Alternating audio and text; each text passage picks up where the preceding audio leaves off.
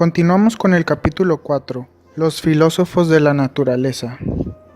Desde aproximadamente el año 500 a.C., vivieron unos filósofos en la colonia griega de Elea, en el sur de Italia, y estos eleatos se preocuparon por cuestiones de ese tipo. El más conocido era Parménides, aproximadamente del 510 al 470 a.C.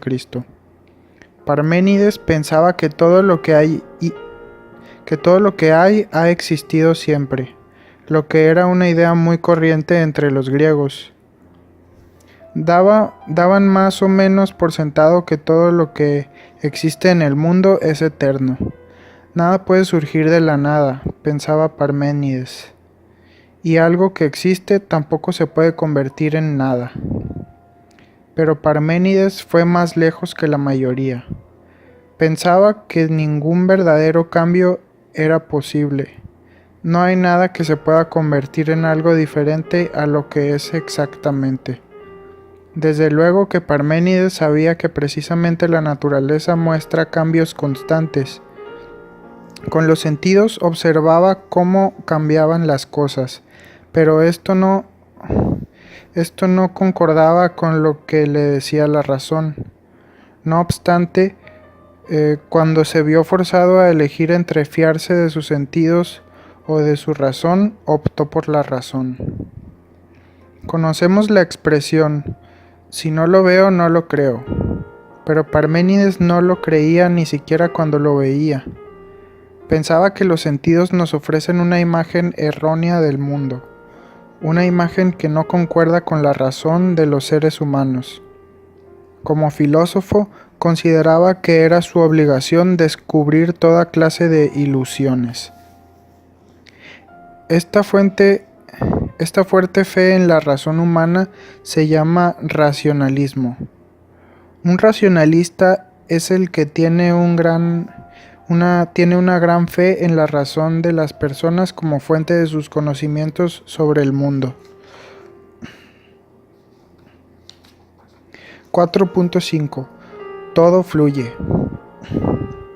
Al mismo tiempo que Parménides vivió Heráclito, aproximadamente del 540 al 480 a.C. Heráclito de Éfeso, en Asia Menor. Él pensaba que precisamente los cambios constantes eran los rasgos más básicos de la naturaleza. Podríamos decir que Heráclito tenía más fe en lo que le decían sus sentidos que Parménides. Todo fluye, dijo Heráclito.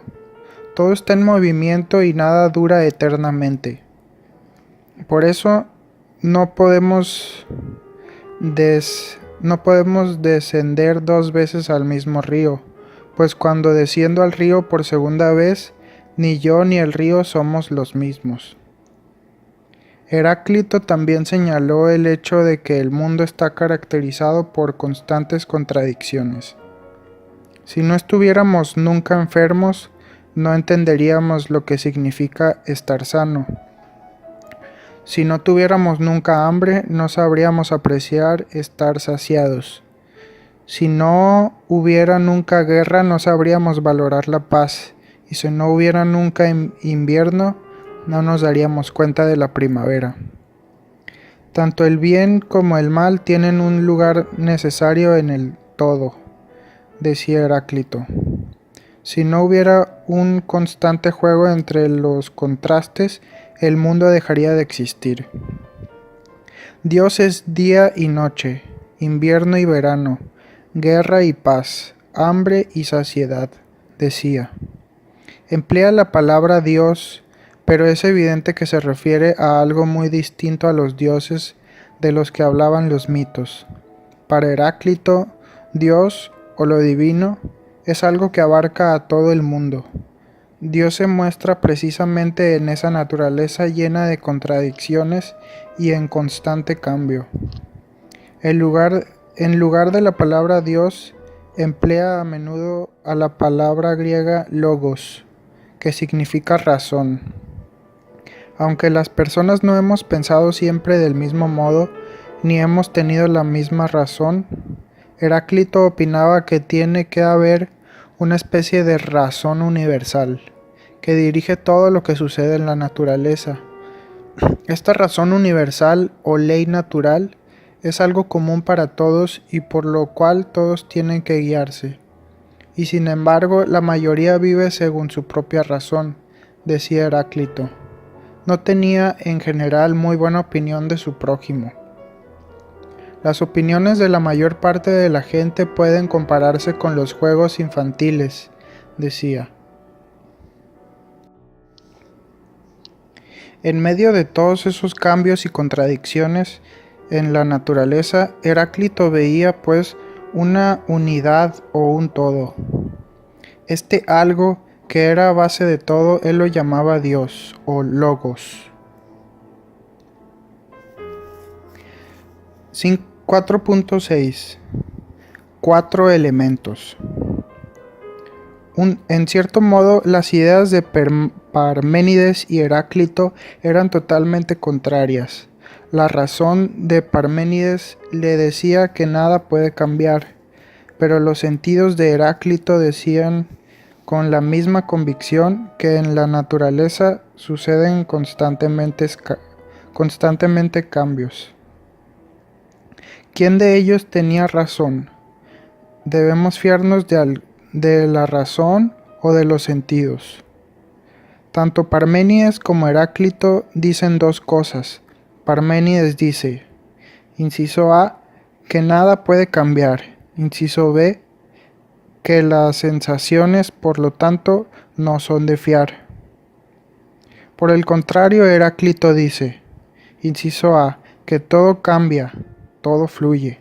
Y inciso B, que las sensaciones son de fiar. Difícilmente dos filósofos pueden llegar a estar en mayor desacuerdo. Pero ¿cuál de ellos tenía razón? Empédocles, de 494 al 434 a.C., de Sicilia, sería el que lograra salir de los enredos en los que se había metido la filosofía. Opinaba que tanto Parménides como Heráclito tenían razón en una de sus afirmaciones, pero que los dos se equivocaban en una cosa. Empédocles pensaba que el gran desacuerdo se debía a que los filósofos habían dado por sentado que había un solo elemento. De ser así, la diferencia entre lo que dice la razón y lo que vemos con nuestros propios ojos sería insuperable. Es evidente que el agua no puede convertirse en un pez o en una mariposa. El agua no puede cambiar. El agua pura sigue siendo agua pura para siempre. De modo que Parménides tenía razón en decir que nada cambia. Al mismo tiempo, Empédocles le daba la razón a Heráclito en que debemos fiarnos de lo que nos dicen nuestros sentidos. Debemos creer lo que vemos y vemos precisamente cambios constantes en la naturaleza. Empédocles llegó a la conclusión de que lo que había que rechazar era la idea de que hay un solo elemento. Ni el agua ni el aire son capaces por sí solos de convertirse en un rosal o en una mariposa, razón por la cual resulta imposible que la naturaleza solo tenga un elemento. Empédocles pensaba que la naturaleza tiene en total 4 elementos o raíces, como él los llama. Llamó a esas 4 raíces tierra, aire, fuego y agua. Todos los cambios de la naturaleza se deben a que estos 4 elementos se mezclan y se vuelven a separar, pues todo está compuesto de tierra, aire, fuego y agua, pero en distintas proporciones de mezcla. Cuando muere una flor o un animal, los 4 elementos vuelven a separarse. Este es un cambio que podemos observar con los ojos, pero la tierra y el aire, el fuego y el agua quedan completamente inalterados o intactos con todos esos cambios en los que participan. Es decir, que no es cierto que todo cambia. En realidad no hay nada que cambie. Lo que ocurre es simplemente que cuatro elementos diferentes se mezclan y se separan, para luego volver a mezclarse. Podríamos compararlo con un pintor artístico. Si tiene solo un color, por ejemplo el rojo, no puede pintar árboles verdes, pero si tiene amarillo, rojo, azul y negro, puede obtener hasta cientos de colores, mezclándolos en distintas proporciones. Un ejemplo de cocina demuestra lo mismo. Si solo tuviera harina, tendría que ser un mago para poder hacer un bizcocho. Pero si tengo huevos y harina, leche y azúcar, entonces puedo hacer un montón de tartas y bizcochos diferentes con esas cuatro materias primas. No fue por casualidad que Empédocles pensara que las raíces de la naturaleza tuvieran que ser precisamente tierra, aire, fuego y agua. Antes que él, otros filósofos habían intentado mostrar por qué el elemento básico tendría que ser agua, aire o fuego. Tales y Anaxímenes ya habían señalado el agua y el aire como elementos importantes de la naturaleza. Los griegos también pensaban que el fuego era muy importante. Observaban, por ejemplo, la importancia del sol para todo lo vivo de la naturaleza, y evidentemente conocían el calor del cuerpo humano y animal. Quizás Empédocles vio cómo ardía un trozo de madera. Lo que sucede entonces es que algo se disuelve. Oímos cómo la madera cruje y gorgotea. Es el agua. Algo se convierte en humo. Es el aire, vemos ese aire. Algo queda cuando el fuego se apaga, es la ceniza o la tierra. Empédocles señala, como hemos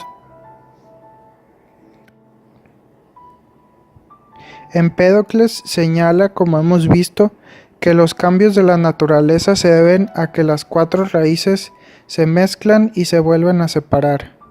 Pero queda algo por explicar.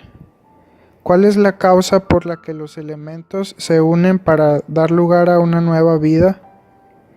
¿Y por qué vuelve a disolverse la mezcla, por ejemplo, una flor? Empédocles pensaba que tenía que haber dos fuerzas que actuasen en la naturaleza. Las llamó amor y odio. Lo que une las cosas es el amor y lo que separa es el odio.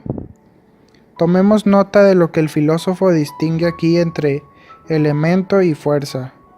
Incluso hoy en día la ciencia distingue entre los elementos y las fuerzas de la naturaleza. La ciencia moderna dice que todos los procesos de la naturaleza pueden explicarse como una interacción de los distintos elementos y unas cuantas fuerzas de la naturaleza. Empédocles también estudió la cuestión de qué es lo que pasa cuando observamos algo con nuestros sentidos. ¿Cómo puedo ver una flor, por ejemplo? ¿Qué sucede entonces? ¿Has pensado en eso, Sofía? Si no, ahora tienes la ocasión.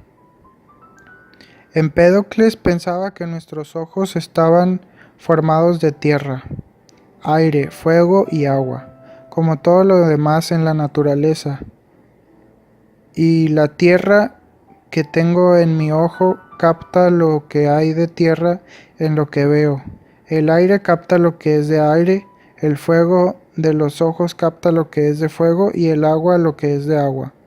Si el ojo hubiera carecido de uno de los cuatro elementos, yo tampoco hubiera podido ver la naturaleza en su totalidad. 4.7. Algo de todo en todo. Otro filósofo que no se contentaba con la teoría de que un solo elemento, por ejemplo el agua, pudiera convertirse en todo lo que vemos en la naturaleza fue Anaxágoras, del 500 al 428 a.C. Anaxágoras tampoco aceptó la idea de que tierra, aire, fuego o agua pudieran convertirse en sangre y hueso. Anaxágoras opinaba que la naturaleza está hecha de muchas piezas minúsculas, invisibles para el ojo. Todo puede dividirse en algo todavía más pequeño, pero incluso en las piezas más pequeñas hay algo de todo. Si la piel y el pelo no se han convertido en otra cosa, tiene que haber piel y pelo también en la leche que bebemos y en la comida que comemos, opinaba él. A lo mejor un par de ejemplos modernos puedan ilustrar lo que se imaginaba Anaxágoras. Mediante la técnica de láser se pueden hoy en día hacer los llamados hologramas. Si el holograma muestra un coche y este holograma se rompe, veremos una imagen de todo el coche, aunque conservemos solamente la parte del holograma que muestra el parachoques. Eso es porque todo el motivo está presente en cada piececita.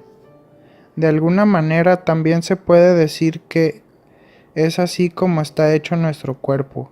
Si separo una célula de la piel de un dedo, el núcleo de esa célula contiene no solo la receta de cómo es mi piel, sino que en la misma célula también está la receta de mis ojos, del color de mi pelo, de cuántos dedos tengo y de qué aspecto, etc. En cada célula del cuerpo hay una descripción detallada de la composición de todas las demás células del cuerpo. Es decir, que hay algo de todo en cada una de las células. El todo está en la parte más minúscula. A esas partes mínimas que contienen algo de todo, Anaxágoras las llamaba gérmenes o semillas. Recordemos que para Empédocles era el amor lo que unía las partes en cuerpos enteros. También Anaxágoras se imaginaba una especie de fuerza que pone orden y crea animales y humanos, flores y árboles. A esta fuerza la llamó espíritu o entendimiento, nous. Anaxágoras también es interesante por ser el primer filósofo de los de Atenas. Vino de Asia Menor, pero se trasladó a Atenas cuando tenía unos 40 años. En Atenas lo acusaron de ateo y al final tuvo que marcharse de la ciudad. Entre otras cosas, había dicho que el sol no era un dios, sino una masa ardiente más grande que la península del Peloponeso. Anaxágoras se interesaba en general por la astronomía. Opinaba que todos los astros estaban hechos de la misma materia que la Tierra. A esta teoría llegó después de haber estudiado un meteorito. Puede ser, decía, que haya personas en otros planetas. También señaló que la luna no lucía por propia fuerza, sino que recibe su luz de la Tierra. Explicó además el porqué de los eclipses del sol. Postdata. Gracias por tu atención, Sofía. Puede ser que tengas que leer y releer este capítulo antes de que lo entiendas todo, pero la comprensión tiene necesariamente que costar algún esfuerzo. Seguramente no admirarías mucho a una amiga que entendiera todo sin que le hubiera costado ningún esfuerzo. La mejor solución a la cuestión de la materia primaria y los cambios de la naturaleza tendrá que esperar hasta mañana. Entonces conocerás a Demócrito. No digo nada más. Sofía estaba sentada en el callejón mirando por un pequeño hueco en la maleza. Tenía que poner orden en sus pensamientos después de todo lo que acababa de leer. Era evidente que el agua normal y corriente no podía convertirse en otra cosa que hielo y vapor. El agua ni siquiera podía convertirse en una pera de agua, porque incluso una pera de agua estaba formada por algo más que agua sola. Pero si estaba tan segura de ello, sería porque lo había aprendido. ¿Habría podido estar tan segura de que el hielo solo estaba compuesto de agua si no lo hubiera aprendido?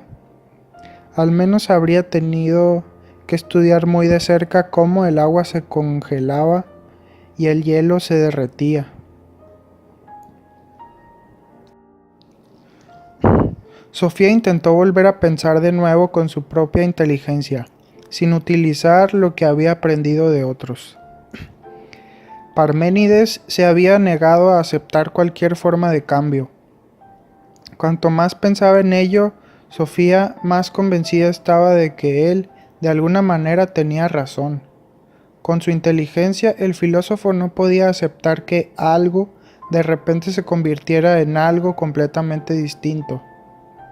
Había sido muy valiente, porque a la vez había tenido que negar todos aquellos cambios en la naturaleza que cualquier ser humano podía observar. Muchos se habrían reído de él. También Empédocles había sido muy hábil utilizando su inteligencia al afirmar que el mundo necesariamente tenía que estar formado por algo más que por un solo elemento originario. De ese modo se hacían posibles todos los cambios de la naturaleza sin cambiar realmente. Aquel viejo filósofo griego había descubierto todo esto utilizando simplemente su razón. Naturalmente habría estudiado la naturaleza, pero no tuvo posibilidad de realizar análisis químicos como hace la ciencia hoy en día.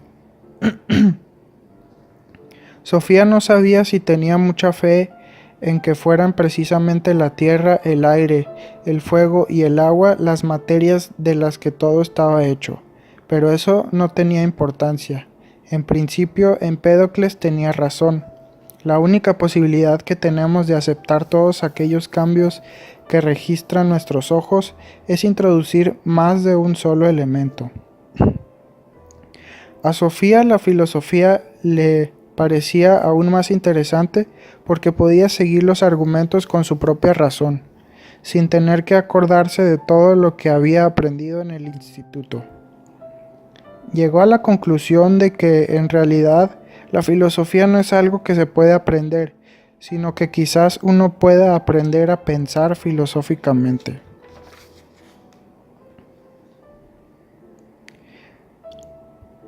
Capítulo 5. Demócrito. El juguete más genial del mundo. Sofía cerró la caja de galletas que contenía todas las hojas escritas a máquina que había recibido del desconocido profesor de filosofía. Salió a hurtadillas del callejón y se quedó un instante mirando al jardín. De repente se acordó de lo que había pasado la mañana anterior. Su madre había bromeado con la carta de amor durante el desayuno. Ahora se apresuró hasta el buzón para evitar que aquello volviera a suceder. Recibir una carta de amor 2 días seguidos daría exactamente el doble de corte que recibir una. De nuevo había allí un pequeño sobre blanco. Sofía comenzó a vislumbrar una especie de sistema en las entregas. Cada tarde había encontrado un sobre grande y amarillo en el buzón. Mientras leía la carta grande, el filósofo solía deslizarse hasta el buzón con un sobrecito blanco. Esto significaba que no le resultaría difícil descubrirlo. o descubrirla. Si se colocaba ante la ventana de su cuarto, tendría buena vista sobre el buzón y seguro que llegaría a ver al misterioso filósofo. Porque sobrecitos blancos no surgen por sí mismos así como así. Sofía decidió estar muy atenta al día siguiente. Era viernes y tenía todo el fin de semana por delante.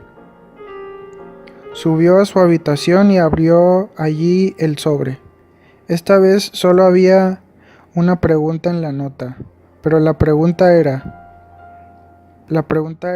si cabe más loca que aquellas 3 que habían venido en la carta de amor. ¿Por qué el Lego es el juguete más genial del mundo?